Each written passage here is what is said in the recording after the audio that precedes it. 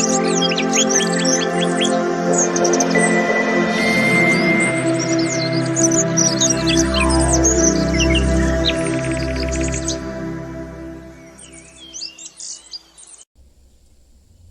lagi bersama saya Lutfi Aminuddin di channel Gadget Enthusiast. Oke, pada kesempatan kali ini kita akan mereview sebuah smartphone dari brand asal Cina, Infinix. Aku sudah memakai Infinix ini sudah 3 bulanan lebih ya. Untuk brand Infinix sendiri terkenal dengan spek tinggi dengan harga yang terjangkau. Seperti apa wujud dari Infinix Smart 5? Langsung saja kita lihat. Ini dia barangnya. Saya beli Infinix warna biru ya. Ini sangat terjangkau sekali. Saya waktu itu beli 1,2 juta. Untuk harga segini sih sudah termasuk worth it sekali ya, dengan spesifikasi yang diusung di dalamnya. Dengan harga 1,2 juta ini sih sangat worth it sekali ya, dibandingkan dengan HP-HP lain yang harganya sejenis. Ya bisa disejajarkan lah dengan Xiaomi yang terkenal dengan HP murahnya namun berkualitas. Beberapa bulan ini juga Infinix juga jadi favorit para fans Xiaomi. Ada beberapa fans boy Xiaomi yang berpindah ke Infinix ini ya, karena memang walaupun harganya murah, spesifikasinya lumayan ya, bisa diajak untuk ya head to head lah dengan HP lain. Yang saya suka dari Infinix ini modelnya compact sekali ya, pas di tangan. Dikala HP sekarang ukuran layarnya di atas 6,5, Infinix tetap mempertahankan bentuk layar yang compact. Ukurannya hanya 6,2 inci saja. Jadi kalau ditaruh di saku ini enak sekali ya. Kalian nggak perlu khawatir jatuh HP-nya ketika dimasukkan ke saku depan, karena HP ini nggak terlalu besaran juga, pas untuk dikantongin. Untuk isi boxnya sendiri di sini hanya tersedia SIM ejector, terus charger, terus ada bonus handset ya bagi yang varian tertentu. Secara build quality HP ini sangat kokoh sekali saya lihat ya. Untuk material casingnya ini terbuat dari plastik polikarbonat. Namun walaupun plastik ini sangat keras, bukan jenis plastik yang memang mudah pecah. Untuk finishing dari HP Infinix ini dibikin finishing glossy ya, jadi tampak berkilau jika di bawah sinar lampu. Kalau saya pegang dengan tangan cukup licin sebetulnya casing dari Infinix Smart 5 ini. Jadi sangat disarankan kalian beli hard case ya.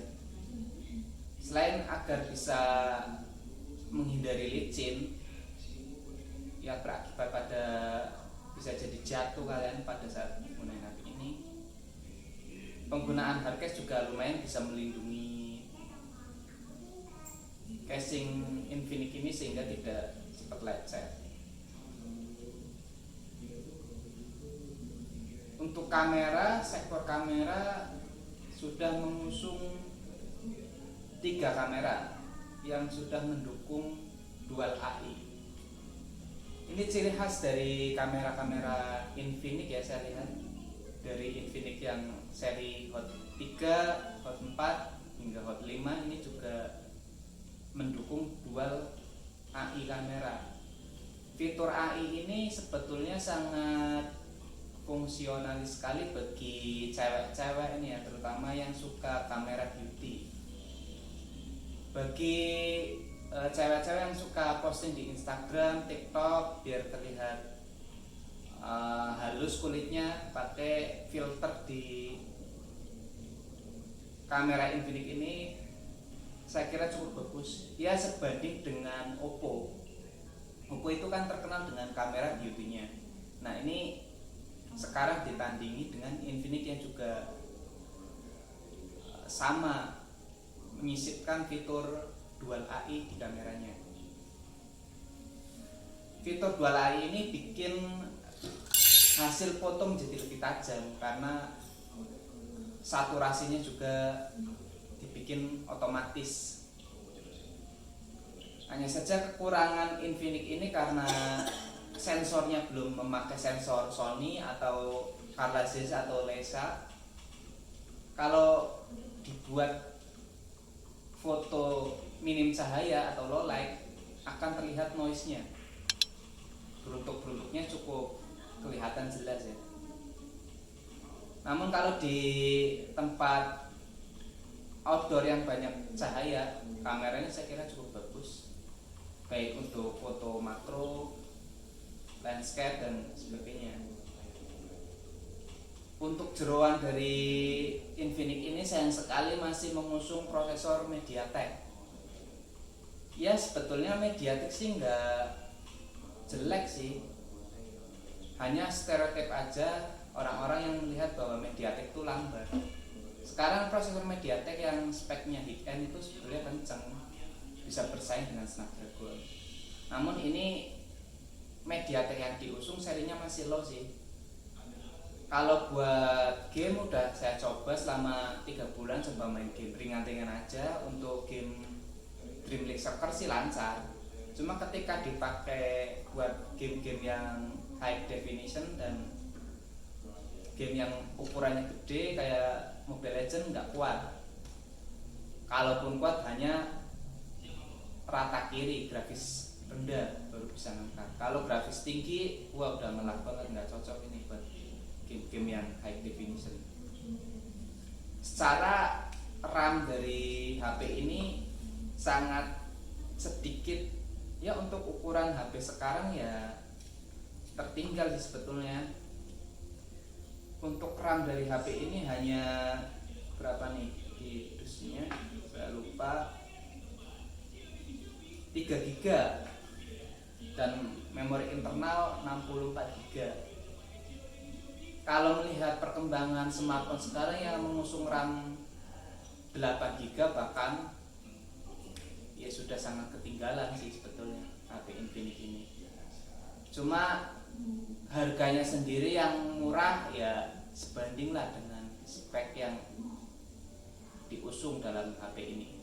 Namun yang saya salut dari HP ini, kalau untuk kebutuhan yang ringan seperti sosmed, Facebook, WhatsApp, Instagram, YouTube dan sebagainya lancar sekali, nggak ada lag. Ini karena user interface UI dari Infinix ini yang cukup simple sih, nggak banyak bloatware. UI Infinix memang terkenal simple dan ini nggak memakan banyak RAM yang bikin HP ini menjadi lebih smooth gitu. Buat buka aplikasi dan tutup lancar, nggak ada kendala sama sekali. Saya beberapa kali buka aplikasi-aplikasi yang berat seperti KineMaster juga lancar buat ngedit. Untuk baterai ini jadi poin plus ya dari HP Infinix ini. Baterainya sudah mengusung 5000 mAh dengan fast charging 10 watt. Teknologi fast charging ini bikin Infinix bisa dicas dalam waktu ya kurang dari 3 jam sih udah full. Untuk ukuran baterai yang sudah 5000 mAh sih cukup worth it sekali.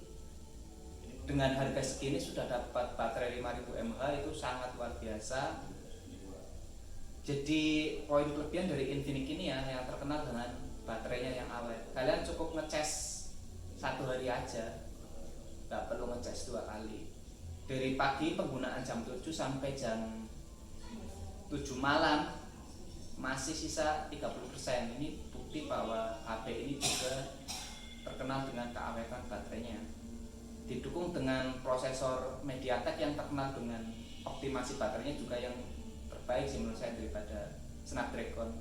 Snapdragon walaupun kencang buat kebutuhan gaming, kebutuhan editing dan sebagainya, cuma kelemahan dari Snapdragon biasanya boros di baterainya.